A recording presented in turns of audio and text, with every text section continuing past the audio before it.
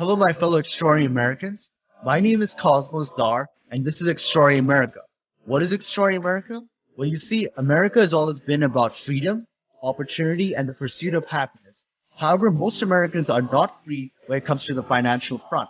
Most Americans are suffering from financial slavery due to loss of jobs, stagnant wages, inflation, and debt.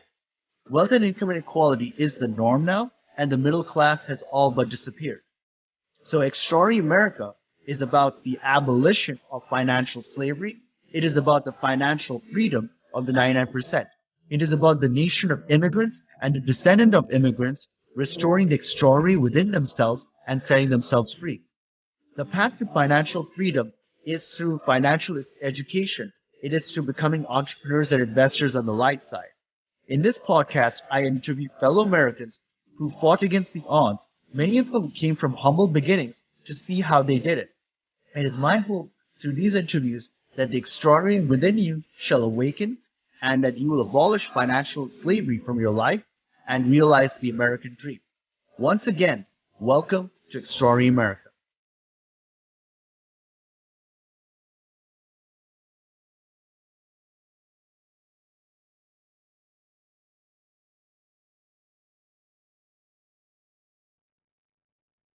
Well, welcome back to the show, my fellow extraordinary Americans. For today's guest, we have Jim Lomot.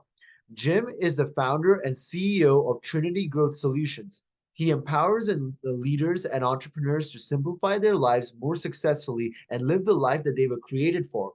After a 20-year career in the financial world of Wall Street as well as corporate America, Jim realized his ladder was up against the wrong wall. Facing three seemingly impossible challenges to overcome, Jim went through his own transformational journey. It was during this time where he was able to develop a simple yet powerful three-step process that changed the trajectory of his life. Jim is passionate about living an intentional life and teaching on what it takes to be a leader in the 21st century. I am really excited to have him on the show. Jim, are you there? I am here. Hey, Of Jim, course. thank you for taking the time to be on the show. I appreciate it. Um, Absolutely. I'm happy to be here, especially for someone as extraordinarily extraordinary as yourself. the same goes to you, Jim. So, Jim, can you tell me and the audience a little bit about yourself, your background, and how you got started? Oh gosh, yeah. Listen, I was a just a middle class boy from Long Island, working with or living with a father and mother who grew up in the Great Depression, uh, with that generation. And, I was like everyone else. Played ball, um, worked hard in school. But there were some other things that maybe we'll unpack here today. Went to college, got my accounting degree, and sat for the CPA exam and realized I was going to go into investments and spent some time, again, corporately, in the financial world, only to realize that, again, I really it wasn't my ultimate final destiny. So that's the journey that I've been on since leaving corporate America in 2014. Wow, Jim. So I know that you've worked in Wall Street and you've been in corporate America. Can you tell me and the audience a little bit more about the process of like how life was over there, and then what got you out of that into what you're doing right now? Yeah, absolutely. Great question. I think um, so many of us have a path that we almost get put on without even thinking. We just kind of almost like robotic, our the people in our life and how they influence us. And I might even make a case with how the structures of school sometimes they don't allow us to think for ourselves. We just kind of get guided, right? And what I found is that you know, ultimately, for me, I just always had a affinity for numbers. It was kind of natural to me.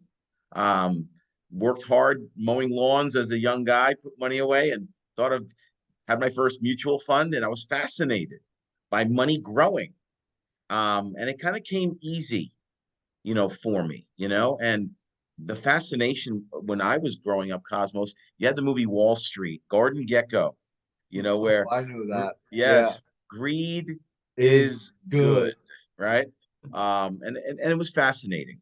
And I worked for some remarkable companies coming out of school, starting literally on Wall Street in New York. And that path took me kind of like three stages in that 20 years, where in the front end, I learned the back end of the business, the middle part, I learned how to build portfolios.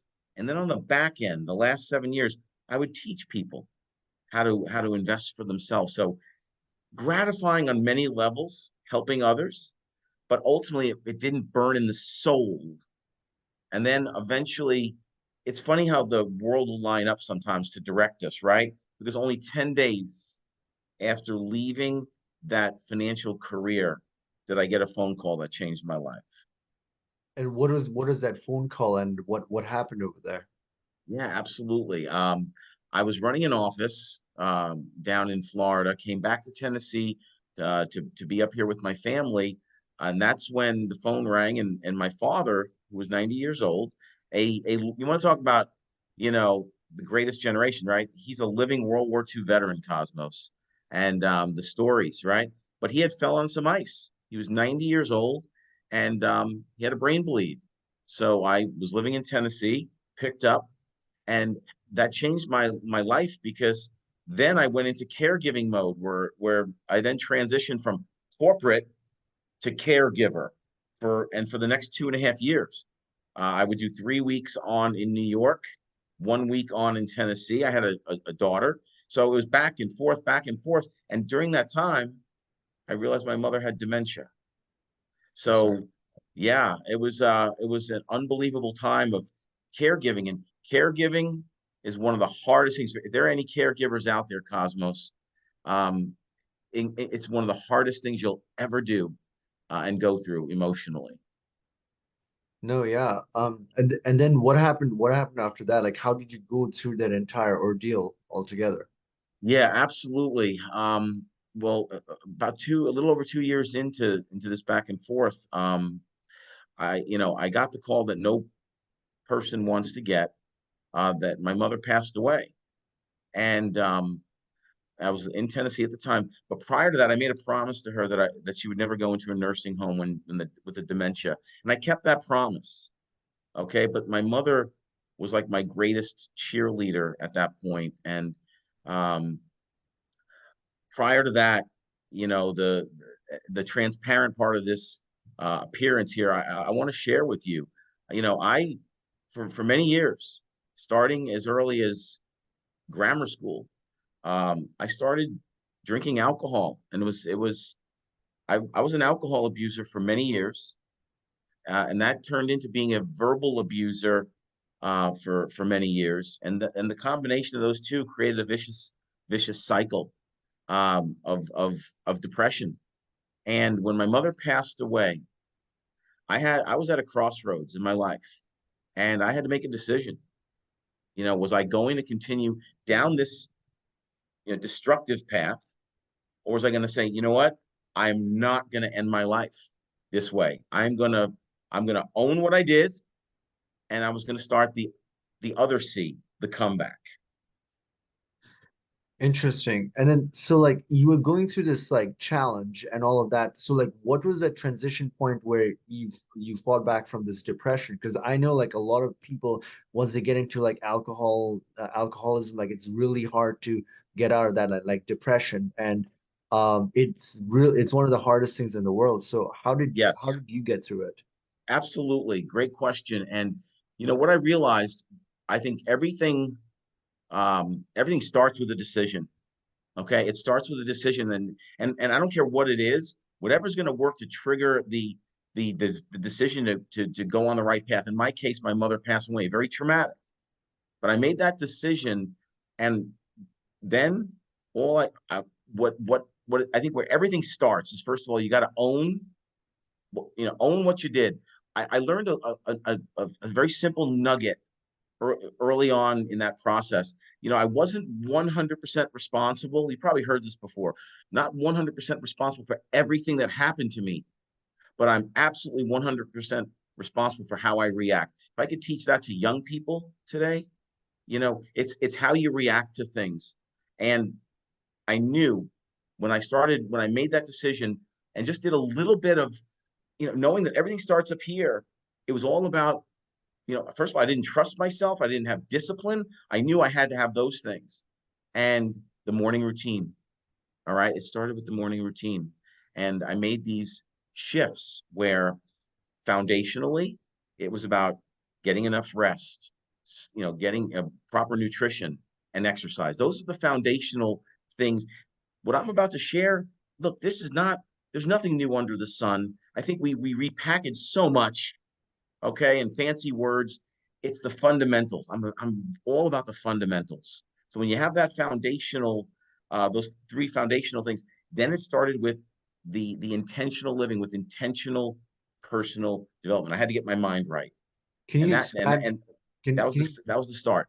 Can you expand on the intentional living? Like, how do you intend something, and then how do you make that personal decision, and like, what is the process through which you go through during the hardest moments? Because I think our audience can gain a lot of insights from this.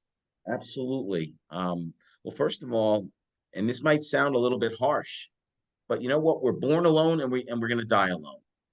Okay. The fact of the matter is, you gotta take responsibility for your life, and I had to take. It starts there, and maybe it's a little bit of tough love, but just realizing for any of us, okay, it's making that decision to say, you know what, I'm going to own, what I've done up to this point, and then real simple, seek out seek out mentorship, seek out maybe someone who's been a little bit further on down the road. And for me, even though it was kind of an individual journey, I tapped into personal development. And it's really, that's the first piece of advice. Find some personal development that you can go deep, not wide. We live in a world where we're bombarded ceaselessly with all sorts of noise and all sorts of information. And to me, it's about pruning and simplifying, going deep with personal development, developing those habits. When I say intentional, make make a decision to create systems and structure, okay, that you can do. Because again, the consistency. These are basic principles. They are. Again, there's nothing earth shattering. I just committed. I said, maybe it's, people don't change when they see the light. They change when they feel the heat. Maybe I just felt the heat. I almost can't describe it, but that first stage of intentional personal development, it really was just about getting the mind right. But I want you to think about this. Think about like a forest fire. Forest fires are not, they're natural to burn down as long as houses aren't destroyed. Forest fires are environmentally needed to burn away the old. Okay. In order for what? New things to grow. And when I that's kind of how I equate my life. Jim Lomot needed to burn to the ground when this happened. I was burned to the ground. I was burnt from being from corporate to caregiver. And basically I want you to envision like an airplane flying over, okay, that puts out fires. But all these seeds of greatness needed to be dropped, okay, in where I burned down. And then those needed to be watered and get new water, new sunlight, so that I could grow up and grow into my great. Any person can make the decision and start taking in personal development slowly. But it wasn't until the second step of my intentional journey, and that was basically with intentional personal development. You're looking inside yourself. You're removing the masks. You're getting real, full Monty. But then it's what the switch was, Cosmos, when you look out and up. When you look out and up inside. And what I learned there is that it's not about me. The key point was it wasn't about me. It was about Wow. love. Yeah. Interesting, because a lot of people think that it's them, and it creates a lot of self-doubt and Yes. self-worth issues. So, like, what was that point where you realize it's not about you and it's about love? Well, when you look into the mirror and go, I'm just, again, if I'm being real, like the masks that I was trying to live like, the idea that I was drinking and a verbal abuser, remember, your audience, probably a lot of people that want to do great things. But here's another nugget. You can't do great things on the outside if you're not right on the inside, right? Yes. So this was about the getting right on the inside.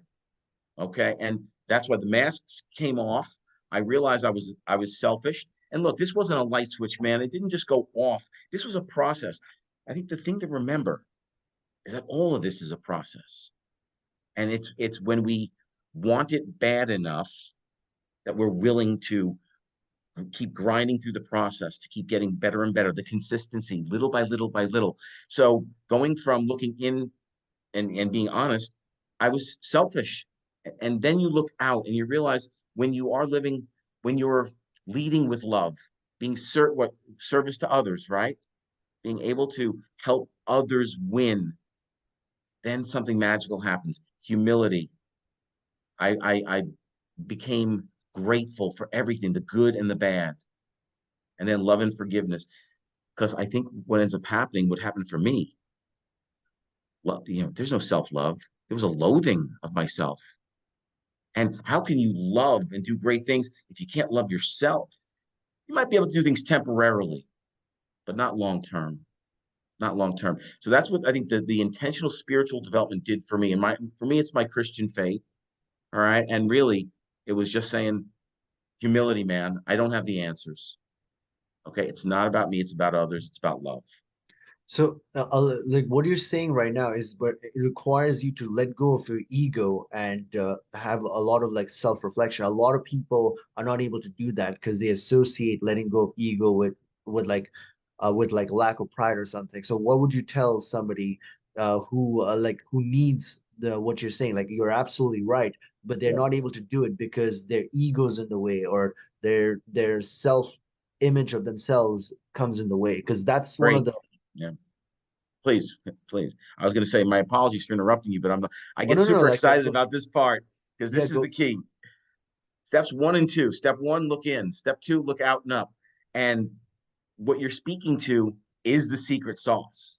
See, anyone can try to do one and two, and it's hard, man, when we're trying to do this alone. But see, in step 3, what I realized as my mother died, as my younger brother passed away unexpectedly, as my marriage was dying a slow death, I realized I had no circle. I mean, I get jacked up about this part because step 3 is the key. It's the secret sauce. It's the power of intentional connecting, intentional relational development. And that's what I call it, the power of intentional connecting. Saying, okay, who do I want in my life? This idea about surrounding yourself with the right people. Not only that, but getting intentional about it. And I didn't, trademark a process, but I created a process where you go, that's the kind of person I want in my life. So I was in a growth-minded community and I identified people and I simply used what? The power of my voice. With technology today, we could send texts and emails, but you know what? The voice is what connects. What we're doing here, communicating, you get to feel my passion, my story. What if we were just texting? You're not going to feel that the same way. So by connecting and building a circle, I learned you can build an online circle, and it literally can change everything when you have a group of people that you can do life with. But if you still have that resistance, you got to do the second part, and you got to release people. You got to release people too. You got to prune. So I'm telling you, the power is in intentional connecting. I think like what I'm getting at, Jim, is like a lot of people like they want to like they basically like they tend to have like self-doubt or they hate themselves, but their pride gets in the way of actual self-improvement. Because like I can tell like with our society, like that's a big issue, like where we have like an image that we have to keep. So you're saying that you have to have the right circle of friends, but like is there anything else other than that which can help with regards to understanding? Because I agree with your humility part. Like you have to be humble, but sometimes like letting go is like the hardest thing in the world, you know? Oh, it certainly is. Okay. But don't underestimate when you do find the people in your life. I literally made a decision to form a mastermind group when I had never done that before. And essentially around 30 people from around the world. I led them through a 16-week program and literally became like a family with these people. And it went so well that we did a full year program. And I led with love. I led with humility. I was lacking in confidence. So what did I do? I poured confidence in others. Notice this is letting go of pride and ego. And when you pour in, that reap and sow principle is real. And you pour into others. And I got it back tenfold, Cosmos. It was amazing. In fact, there are people that I met during that process that I have never met in person. Never. And yet I've been meeting with them weekly now for over 3 years. There's Donna up in Connecticut. There's Maribel in Houston. There's Kat in Australia, and the goddess of Norway. That's a story for another day. But it's amazing. And again, I've never met them, but they fill my bucket. I fill theirs. We make each other better. Don't underestimate the power of when you have the right people in your life. It could make, I think it was a Harvard study, if I'm not mistaken, that said up to 95% of success you can attribute to the people in your life. That's powerful, don't you think? No, totally. I like there's like a thing like we are the combination of the five people we hang out with the most, and Yes. it just so happens that a lot of people have like the wrong five people in their lives, right? Like I think you have to be intentional about who you enter, as you were saying, like who we enter into our lives, and like who we hang out with ultimately will start taking characteristics of what they are, you know? So we have to be very careful Yes. about And not only that, we get the danger of being like conditioned, right?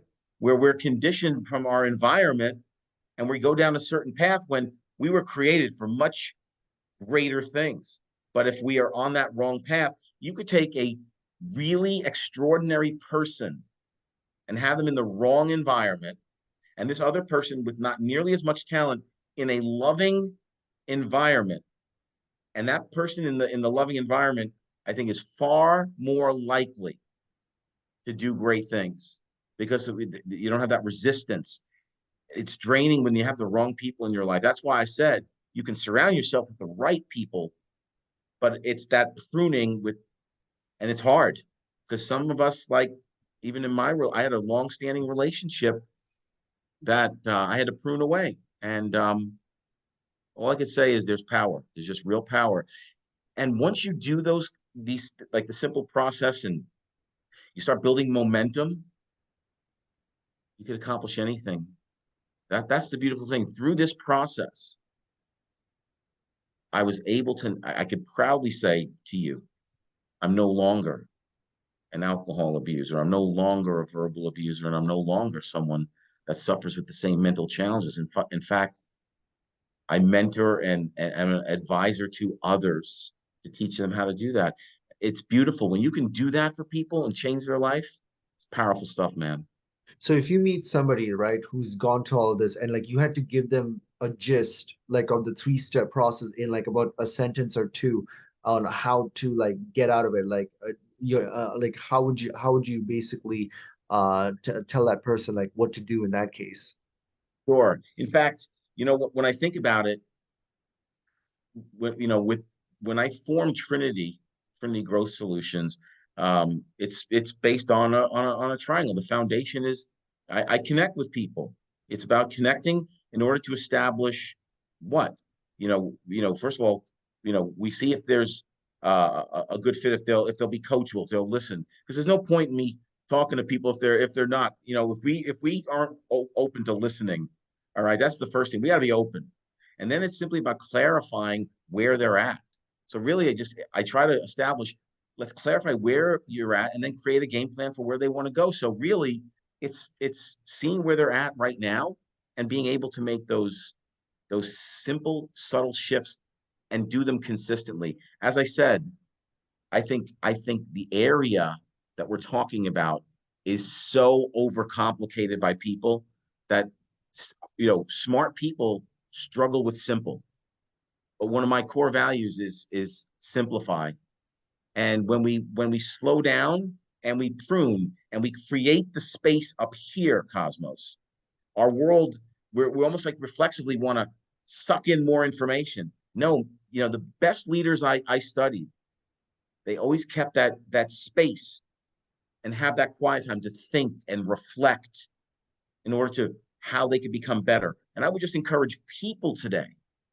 It is about, pruning, getting off the electronics for periods of time, right? In order to have the thinking time to slow things down. Because we're being bombarded. So really slow down. So Slow Jim, down and figure out what you want. So Jim, I was like talking to this another person like in a previous interview, and then we were Yeah. talking about the concept of pain and how pain can be like if you have the right perspective on it, it can actually be a means of attaining growth, transformational growth that can actually turn you over for the better. So like there's like a certain level of beauty in like Yes. provided you see it in the right way and you see that it's like happening for you, right? Not to you, like Yes. life, like so we were talking about it and she was like like due to that I became the person that I am today, but it was without that pain or that suffering I would not have been there. And I was just like thinking like yeah, it's kind of strange how it happens, right? The law of duality where you have to Mm. go through these extremes, like you got to toggle with these opposites, and then like when you toggle with them you ultimately reach a higher form of self-realization and self-understanding of who you are, and Yeah. it ultimately makes you a better person. But I don't know, what's your thoughts on that? My thoughts are, I can only speak to my story, and I would not trade not one thing about the struggle. I wouldn't. And people say, yeah, yeah. No, and I'm going to quote the C.S. Lewis. For those that get easily offended by faith, it's a quote from a great writer. C.S. Lewis, I think he said, God whispers to us right in our pleasure, but he screams to us in our pain. Pain, absolutely, when channeled. I So think let's say like you're going like you go to a group of people and like they're like they don't want to experience pain, but they want to grow at the same time. Like would you say that there's a way to do that? Or easy, easy. Think about, I was a gym rat my whole life. That was one of the ways I released my frustrations. And I used to blame people for everything. So I'd go to the gym and be all, frustrated. But think about breaking down of a muscle, man. You got to break it down. The pain of breaking down the muscle for it to get stronger and bigger. Okay. Yeah. Pain is there. Resistance is there to strengthen us. When we have it too easy, then, and we're not challenged, I think it's much more challenging to grow in that kind of environment. that is really deep, Jim. Like I agree, but like it's just like a lot of people ask why go through like the pain and the struggles. Like we can like let's say you have a calling for a higher life, right? And Yes. you know that the higher power of God or whatever wants you to do and impact a lot of people. And like and then you're one of these people, and then you ask yourself, why do all of that when I can have the easy life? And when I'm just to be a little bit more elaborate over it, like I was reading this book where it talked about the story of Martin Luther King, right? Yes. And basically, like Martin Luther King he had the opportunity for an easy life. Like he had a proper job at the Christian, like at his church, and Yeah. also university. Like he had the right network. He could have had an easy life, but he decided to choose the hard path. And what would you tell people that are like, why can't the person just choose the easy life that's filled with pleasure versus this Sure. hard life that will lead to growth? Like, how would you go about having a What I, discussion? yeah, what I would say, you can, you can choose that if you want.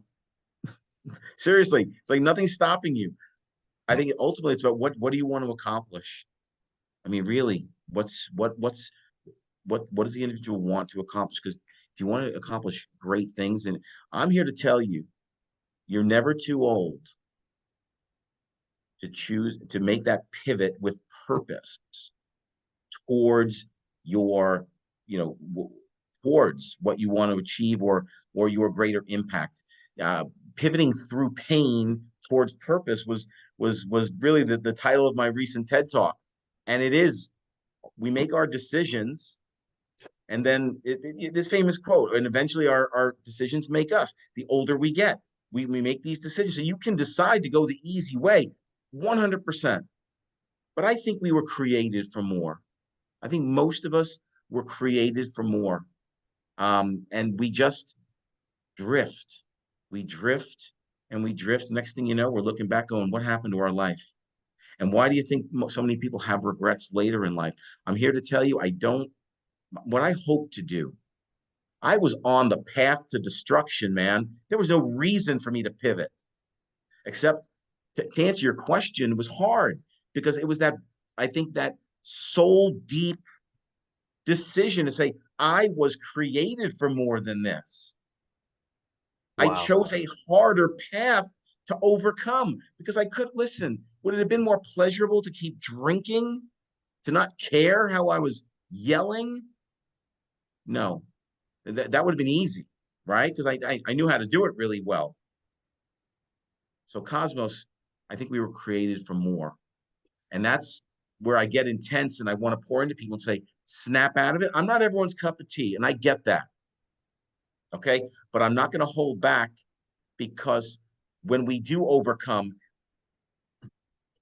we we don't want to waste. We don't want to waste what we've worked through, right? This is about taking my pain and suffering and say, what good can I do with this? Right? Make sure that it's used proper. So maybe I can smooth out someone's learning curve. I don't know. But we always have the choice to do. That's free will, right? Free will. This is gold, Jim, because I think like ultimately it's about having a deeper meaning and deeper fulfillment in our lives. And I mean, just to like end like with the decision why MLK like did what he did, like it ultimately brought a more meaning to his life. And I think we're all born for something extraordinary. Like each one of Yes. us has the potential. In fact, this podcast is to show each and every one of us that we can do extraordinary things if we fight against the odds, if we go through that pain, like Yes. there's the easy way, right? But it's going to lead to like a path that it's not going to lead to anything. But then there is the other path, the path that is not taken. I think in school, like it was like this the poem of like the two roads, right? The Right. and it was like the road less taken. And Yes. sometimes the road less taken that is less taken is taken is the reason is it's the harder path. And we have to ultimately take the harder path if we want to reach where we want to be, and it ultimately overall in the longer grander scheme of things you'll feel much better about it. So I love the fact, I love the title of your podcast. I love, when we talk about extraordinary people, I think that's really subjective. You probably have some really important people running companies and all this kind of stuff. And don't get me wrong, that is important. But you know what? Every life matters. And if we can pour into, you never know who's going to be listening in and the great things that they could do in their lives they could impact just by hearing us talk about the simplicity of saying, make a choice. All right. You've got greatness inside. You'll hear me say, you've got greatness inside of you. It's your job to go find it. I love going into the middle schools, the elementary schools, and talking to young children. And I think it's a little intense for sometimes, but I make sure they're a little bit old enough. I used to do this, not as much anymore. But I'll say, listen, you're not going to be handed anything. Go out there. You've got greatness. Puff them up. You got greatness, but you got to work for it, right? You got to work for it. I think think about what I told you earlier. My dad is a living World War II veteran, right? Think about that generation. 18-year-olds coming off a boat on the beaches of Normandy. And then we're talking about how things are handed to young people today. That's a big difference, don't you think? I mean, a big difference. no, it's a massive difference for sure. Yeah. Yeah. So Jim, I wanted to ask you this one question. So like from your perspective, with everything that you have learned from your life, how should Americans go about realizing the American dream? Because and how can they overcome the struggles when it comes to realizing the American dream, from your Yes. perspective? From my perspective, number one, we live in the greatest country. It's not perfect. It's got faults. But you know what, Cosmos? There's nothing. honestly, that we can't, the freedom is so taken, I think, for granted. Um, I think from my perspective, think for yourself. I think the best piece of advice, especially with when you think about news media, and let's face it, we can argue this one too, but everyone's got an agenda. Everyone's got an agenda. It's not to be cynical, but everyone does. Not just news, but we all do. So really, for me, it's the challenge. And I have an 18-year-old daughter who's going to college next year, and I told her one piece of advice: just think for yourself. Slow down enough to think and not be the sheep to the slaughter. So we've got the greatest country in the world with all these freedoms that we complain about, and we're a bunch of followers with social media. And it's not about followers, man. It's about impact. I don't care if you got 1 million followers. How many lives are you impacting? Be a free thinker. Think for yourself. That's the biggest piece of advice I could give to anyone. I mean, it's really simple when you say it, but a lot, like most people get into groupthink, like even like with regards to everything that's happening in the nation, it's more like a groupthink kind of thing. Like you have to pick sides and everything, but no, we gotta think for ourselves and just see what's really going on. You know, there's beauty in a lot of things. Beauty. Like we tend to look at only the negative stuff, but there's most of the what's going on is actually pretty good. And it's just like in terms of like the media, they only choose like the negatives, but it makes more Gosh, money. Yeah. that's why I say, or I encourage people, live with intentionality. Where our eyes and our ears go, so your life will follow.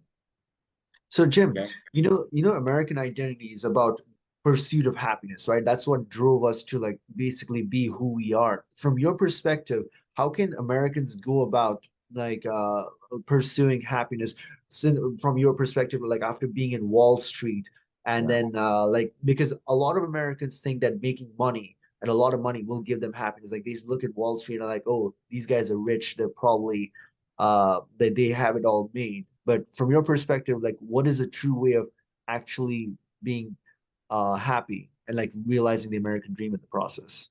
Oh, absolutely. Life is about relationships. That's what provides the most happiness. You ask anybody, look at the lottery winners. They had all the money in the world handed to them and how miserable they turn out to be. Money doesn't buy happiness. Yes, it's necessary. It's energy.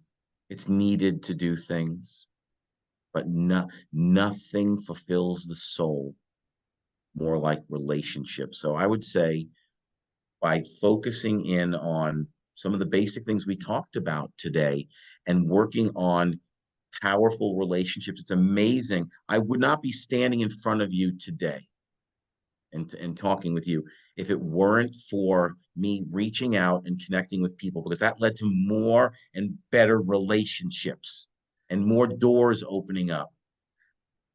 And it gives us the ability to, again, impact other people's lives. Relationships are where it's at, man. Money is necessary, and I get that. But when we make everything about that, something gets lost. You can't buy that kind of satisfaction with money. I'm not gonna lie, Jim. Like when I first came to America and I started doing college, it seemed like the pattern that the actual God in America is like it seemed not to be like Christ or like any like or like the Father or whatever. It seemed to Yeah, be the almighty dollar. I mean, I yeah, could be wrong about that, but most people like in their they say they worship God, but through their actions, it showed that they and of course money is important for financial freedom, but yeah. after a certain point we're worshiping celebrities that are like literally with all the mansions and the yachts, like that's the idea of the American dream. But what you're saying is that it's about relationships, and that's where like proper relationship, and that's where the real happiness starts coming in from. So it's an interesting understanding altogether, because It that's where is. our society and culture is going towards, like we're worshiping the almighty dollar, but it's only important to a certain point. You said something there, right? Watch what people spend their time and their money on. That'll tell you everything you need to know about them. That's all you need to know about them. How they spend their time, how they spend their money. I could watch and study anyone and tell you about them just by watching those two things. Okay. So at the end of the day, you're right. But I think that's a bigger conversation. And again, I think it's the great we're being I'm going to go back to the incessant bombardment of marketing, manipulation, and how easily that's why unplugging is so necessary. So we can they're all tied together, Cosmos. And I'm not saying I'm not even judging saying good or bad. I'm just saying it's happening. So if we want to have, at the end of the day, when we're on our deathbed, are we going to ask for our checkbook, or are we going to wonder who's surrounding us, standing around us with us? We're not going to be asking for our diplomas. We're not going to be asking to see our cars. And yeah, this might sound, but it's truth. This is about, you want to live an extraordinary life in an extraordinary America, make it about relationships. I couldn't agree with you more, Jim. Because at the end of the day, when we're at our deathbeds, yes, our relationships are ultimately the thing that matters. But when we're in our 20s and 30s and we're growing up, we think that it's all about the success, the fast money, the cars. And yeah, like having proper, and I'm not talking about transactional relationships, I'm talking about authentic, real, Yeah. deep friendships. And yeah, I think we have to do a lot of soul searching as a nation and like find what truly will give proper happiness. And like it starts with each and every one of us. And that's what I would want my audience to know as well. I think you quoted Martin Luther King, and I think if I'm paraphrasing him correctly, if we all swept in front of our own house, the world would be a clean place. Awesome, Jim. Yeah, that's awesome. So Jim, can you tell me and the audience a little bit more about your company, Trinity Growth Solutions? And then I know you discussed a little bit about the three-step process, but can you describe that to the audience? Yeah, absolutely. Listen, for me, my story is tied to the fact that, I almost feel like, and I'm going to go back to your audience saying, look, whatever you're doing, if you're not happy, make a switch. Life's too short. And that's kind of what that's how Trinity was birthed. Trinity was birthed.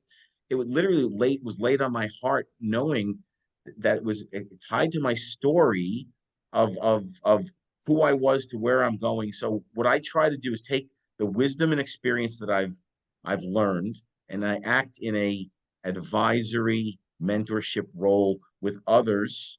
Okay, it's really like an umbrella, and I work more with individuals. Okay, but I also love talking to groups about 21st century leadership, because there's a big shift between the way it was in the previous century to now, and it gets me jacked up to help organizations, okay, and talk to them and speak to them. In fact, again, it's our journey. Own it. Whatever you want to do. For me, it's stepping into the new role of speaking and writing, and I'm excited about that. But the process is what created all this. It created everything. When the things we talked about, realizing that I made a decision, I owned my past, I took very intentional steps, looking in, then looking out and up, and then finally in that third step, it's looking into the hearts of others and helping other people win. That's living a great life. So that's really, at the end of the day, Cosmos, all right? We can look within, we can, whoever your guru is or wherever you get your personal development, it's not about taking in all this content. The thing I want to stress, it's about mastery, Mhm. going deeper, not wide and just taking in information. It's how is it transforming you? And how do we know? Through our actions, right? Through our actions. And then the spiritual journey. I just, I think we all have creative, a spiritual component. It's really about choose your path. I'm not here to tell anyone to go down any one path, right? But I think we were created for a higher purpose by a higher person or thing. So, but that secret sauce, man, that's what I'm going to encourage people to do. Just find the people. If you don't have your people, be intentional and go out and find it. You want real satisfaction. You want to live an extraordinary life. That's what I found works. So I hope maybe, and I hope that helps a little bit. Again, I'm living my best life with Trinity Growth Solutions and figuring out how to make the biggest impact in leaders' lives, entrepreneurs' lives, based on my own experience. And who knows? If I write a book, I'll come here and talk to you about it. You'll get an exclusive. Awesome, Jim. No, like you're extremely inspirational and motivational because yeah, like a lot of people are they need to know this stuff, like because they're going through hardships, like right? Each one of us has our own hardships, but it's not about the hardships necessarily. It's about how do we react and what's our perspective and how do we overcome it. And it ultimately makes our life much more better if we have the means and the mindset to overcome it, and that's the whole point. Yes, So, 100%. At the end of the day, man, I just want my daughter to be proud of me. Think about that. I could have all the money in the world, the biggest yacht in the world, and if she was not proud of me, it would matter nothing to me.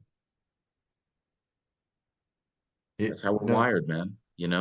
That's that is our we when we talk about our operating systems, man, are still 2000 years old. Those haven't changed. It's the same operating system. All it's and I shared this months ago. It's not the latest app that matters. It's the aptitude, the aptitude we have, what we learn. Apps aren't going to change us. Our aptitude and mindset.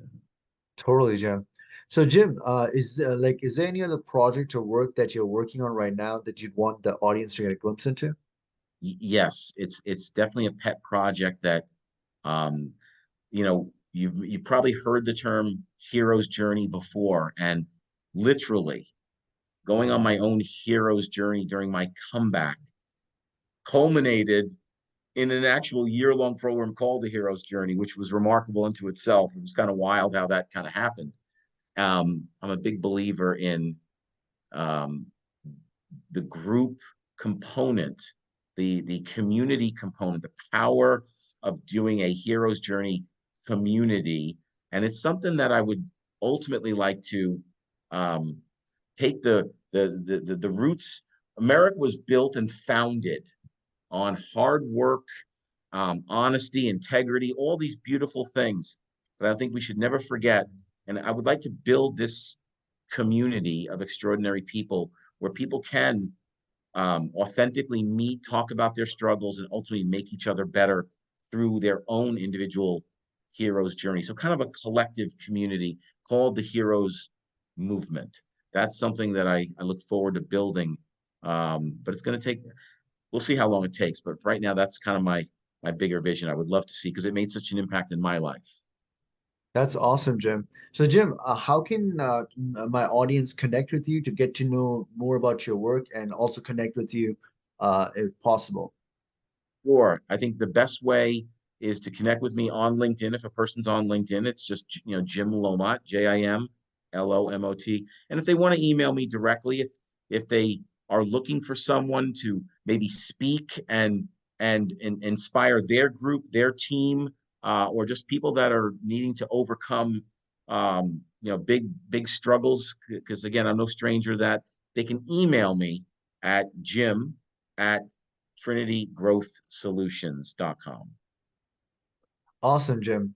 Jim, I'm really grateful that you took the time to come to this podcast and share your insights into and share your story as well. Because I'm pretty sure if there's somebody out there who's like going through hardships and everything, this process can help them get out of it. And I would definitely want you to come back at a later time in the show. I hope to do that. I hope, God willing, I'll do that anytime for you, my friend. You are an inspiration. You're doing great work here. And I'm excited to continue to follow your journey as well, Cosmos. Thank you so much, Jim.